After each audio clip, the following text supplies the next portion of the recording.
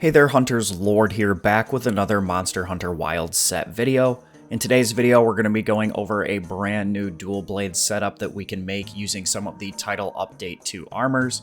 Now I will go ahead and leave a small disclaimer that I don't think that this is going to be good enough to be the new meta, but honestly the game has been out for around 4 months at this point and our meta sets have not changed that much, so let's go ahead and get into something new and exciting. It's still extremely strong, just definitely not 100% meta. If you're still wanting to run only the meta, you're probably not even playing this game anymore because that gets boring fast. So let's go ahead and jump into the new set.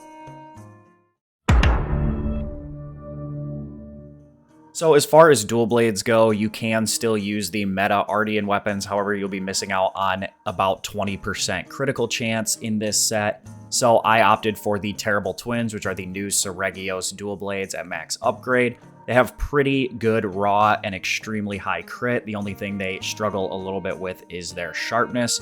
So we're going to be rocking a razor sharp / handicraft jewel in order to give us a little bit more white sharpness. The nice thing, however, is that these come with blade scale honing, and what this does is when our weapon is unsheathed and we perfectly dodge an attack, we get a pseudo sharpness bar that covers our sharpness.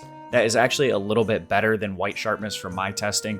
You only get so many hits with this sharpness bar before you have to dodge another attack again to refresh it. However, with dual blades having the pseudo adept dodge, where you get an attack boost, you want to be using that a lot, so blade scale honing plays in perfectly with dual blades playstyle.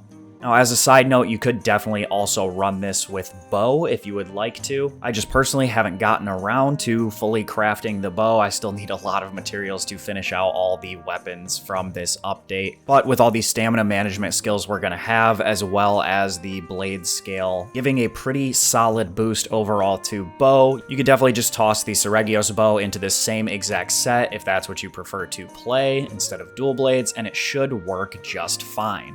As far as the armor goes, of course, we're going to be going 4 pieces of the Seregios, being the Helm, Vambrace's Coil, and Greaves Beta.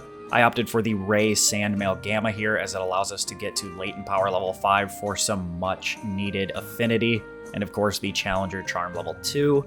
For decorations, you'll need the Challenger Jewel, the Physique Jewels, and Sprinter Jewels are optional, but with our previous meta sets being 2 Gore and a whole bunch of other stuff, we were only really able to get Constitution 2 on our dual blade set. So since we have a lot of free level 1 slots here in this set, I opted to go for 3 Constitution and 3 Marathon Runners so we can stay in Demon mode much longer.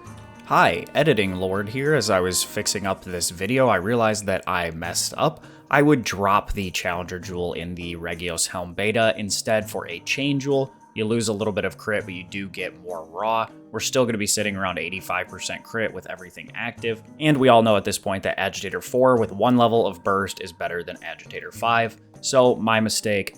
Glad I caught that before the video went out. So just change out the Challenger Jewel in the Helm for a Chain Jewel. And then I went for 2 Throttle Jewels to round out latent power level 5. As that will give us 50% extra affinity and minus 50% stamina reduction. So again, we're going to be able to stay in demon mode much longer, and it helps us achieve a much higher crit value overall on this set, reaching 90% when latent power and agitator are active with the additional 25% from the Seregios dual blades. Now I do want to quickly touch on why I chose razor sharp here, and that is because latent power needs a few things to activate. You have to take so much damage or be in a quest for 2 minutes, and then since we only have 1 piece of Raidao armor, it will only be active for 2 minutes, so it's about a 50% uptime, meaning that about half of the time, if our hunts are taking 4 minutes and we're not taking any damage, we're going to only be at 40% affinity, and so Master's Touch is going to be absolutely terrible, which is why razor sharp / handicraft is the weapon decoration of choice. Honestly, even going for crit boost on this is a little generous overall, since again, for the first 2 minutes of a fight, if you're not taking any damage, you're only going to have about 40% crit.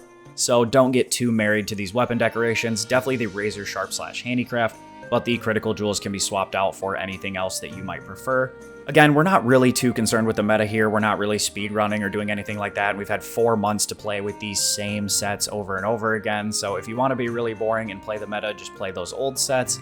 But I know the reason a lot of you guys are here is because you want to try out this new stuff. These are fun sets. It's a good set still. My clear times are not that much slower than when I use the meta sets. So again, if you're looking for a fun, new, refreshing way to utilize bow and dual blades, perfect dodges, then this is the set for you. The reason we really want 4 pieces of Seregios armor here is because with Seregios tenacity at 4 pieces, we get Razor's Edge 2. Now what this does is it allows us to reactivate Adrenaline Rush once during the original Adrenaline Rush activation. So Adrenaline Rush, once activated, originally lasted for 30 seconds. Seregios' tenacity boosts this to 45 seconds. But before any title updates, during those 30 seconds that Adrenaline Rush was active, you could not reactivate it. You had to wait for it to wear off and then pull off a dodge again in order to activate it.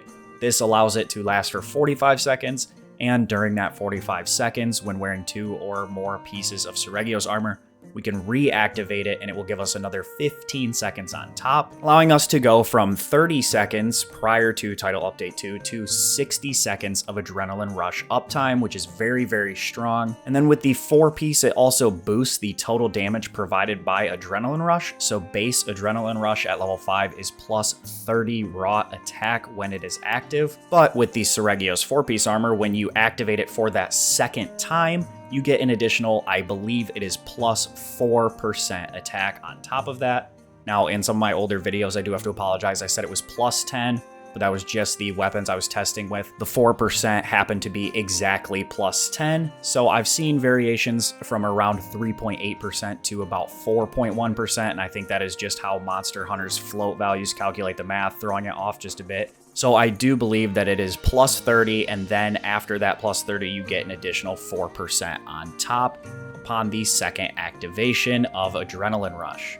But yeah, as you can see, we have a lot of extremely good skills here. We get some pretty high raw, we have good white sharpness, we have blade scale honing to get that extra special sharpness, and it just plays in super well with dual blades and bows kit overall. All right, so I actually went ahead and made the bow set, at least in the Wild Tub builder for you guys. Again, so you can see it, we change a few things around. You can either drop down to Latent Power 3 and go for Agitator 4. You can drop to Agitator 2 and keep Latent Power 5. But we're just gonna be swapping out the charm for the Stamina Surge charm, and then any of the Marathon Runner decos that we had in the level 1 slots of the dual blades build. We need to make sure we have 5 levels of constitutions, that way we don't have to worry about dash juice. And then of course you are welcome to use the last 2 for shockproof or flash or adapt or whatever level 1 decorations you prefer. I may yet be able to farm up this bow and throw some background footage in here of me using it before I finish and actually publish this entire video.